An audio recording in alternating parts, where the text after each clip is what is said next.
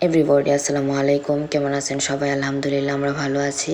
তো আপনাদের মাঝে নতুন একটা রেসিপি নিয়ে আসলাম। রেসিপিটা হয়েছে আপনার ফুলকপি দিয়ে, সিম দিয়ে, আলু দিয়ে, টমেটো দিয়ে একটা সবজি রেসিপি। তো সবজিটা আমার কাছে অনেক ভালো লাগে, আর বিশেষ করে এই সবজিটা রুটি দিয়ে খেলে আরও বেশি ভালো লাগে।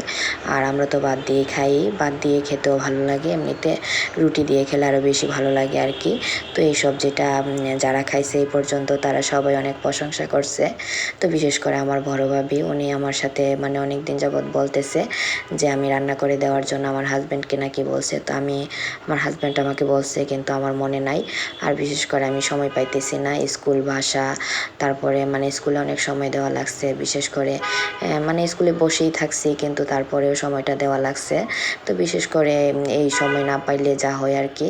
তো এইমাত্র মানে জানুয়ারি ঢুকছে, তো এখন তো একটু ছুটি পাবো, সেজন্য একটু ছুটি পেয়ে ভাবিকে রান্না করে দিলাম আর কি। তো আসলে ভাবি অনেক দিন যাবত নাকি খেতে মন চাইতেছে। তো আমার বাসায় উনি আসছিল, তো আমার বাসায় তেমন কিছু ছিল না, আর আপনার ভাইয়াও তেমন বাসায় ছিল না, সেজন্য আমি বাসায় যা ছিল তাই শর্টকাট করে রান্না করে দিলাম। তো রান্না করে দেওয়ার পরে উনি খেয়ে অনেক প্রশংসা করলো, মানে ওনার নাকি অনেক ভালো লাগছে। তো বিশেষ করে উনি অনেক দিন যাবৎ বলতেছে, আর আমি সময় পাইতেছি না, আমি ওনাকে যে রান্না করে দিব, তাই আজকে রান্না করে নিলাম, ওনাকে দিয়ে দিব। আর উনি মানে এত মন চাইতেছে, আসলে কেউ যদি আমার রান্না খেয়ে আমাকে প্রশংসা করে আমার কাছে অনেক ভালো লাগে। আমার মনে চায় যে ওনাকে আবারও আমি রান্না করে খাওয়াই। তবে আমি সময়ের অভাবের কারণে কাউকে আমি সময় দিতে পারতেছি না। বিশেষ করে আমার সংসারে আমি অনেক সময় কম দিতে পারতেছি, আর কম দিতেছি, আর বিশেষ করে আমি সময় পাইতেছি না, যার কারণে আমি আমি দুঃখিত আর কি। বিশেষ করে আমার দেখা গেল আমি প্রায় 1 বছর যাবৎ বাবার বাড়িতে যাই না।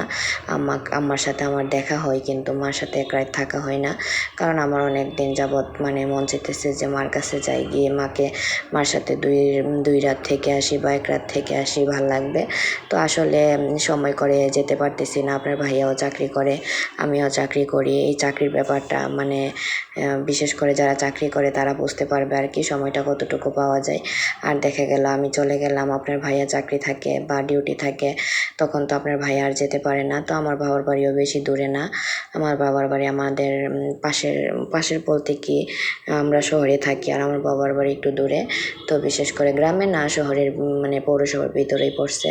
তারপরে একটু যেতে মনে হয় যে অনেকটা দেরি হয়, আর মোটরসাইকেল দিয়ে চলে অভ্যাস হয়েছে, তো রিক্সা দিয়ে গেলে মনে হয় যে মানে বসে থাকতে থাকতে বিরক্ত লাগতেছে, এরকম জ্যাম জটে আর কি। তো বিশেষ করে আমি মনে করি যে যাদের বাবা মা আছে বা আত্মীয় স্বজন আছে, তারা আত্মীয় স্বজনকে যারা চাকরি না করেন আর কি, তারা আত্মীয় স্বজনকে সময় দেন এবং আত্মীয় স্বজনের সাথে সময়টা কাটান। কারণ যে একটা সময় চলে যাচ্ছে, এই সময়টা হয়তো ফিরে নাও পেতে পারেন।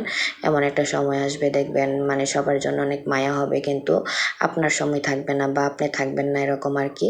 তো আমি বিশেষ করে যেই কথাটা আপনাদেরকে বলতে চাইছিলাম, সবজির যে ব্যাপারটা, এই সবজিটা কিন্তু অনেক মজার। যদি আপনারা ইচ্ছা হয় তবে রান্না করে রেসিপিটা দেখে রান্না করে খেতে পারেন, একবার ট্রাই করলেই বুঝতে পারবেন অনেক মজা। যে এটা আবারও তাই ট্রাই করার চেষ্টা করবেন পরে, তো পরে আবার বলবেন যে আপু যে বলছিল ওইটাই রাইট, কিন্তু আসলে সবজিটা অনেক মজা।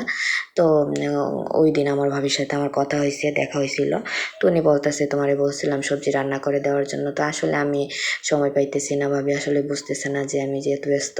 তো আমিও এর সাথে মনে হয় সপ্তাহে 15 দিনে 1 মাসে 1 দিন মনে হয় এদের সাথে কথা হয়, মানে এত ব্যস্ত ছিলাম আমি। বিশেষ করে আমি অনেক ব্যস্ত হয়ে গেছি আর কি ইদানিং। তো দেখেন এই আপনাদের সাথে কথা বলতে বলতে আমার তরকারির মানে ভাজির সবজির ফাইনাল রেসিপি চলে আসছে। এই হচ্ছে আমার সবজির ফাইনাল রেসিপি।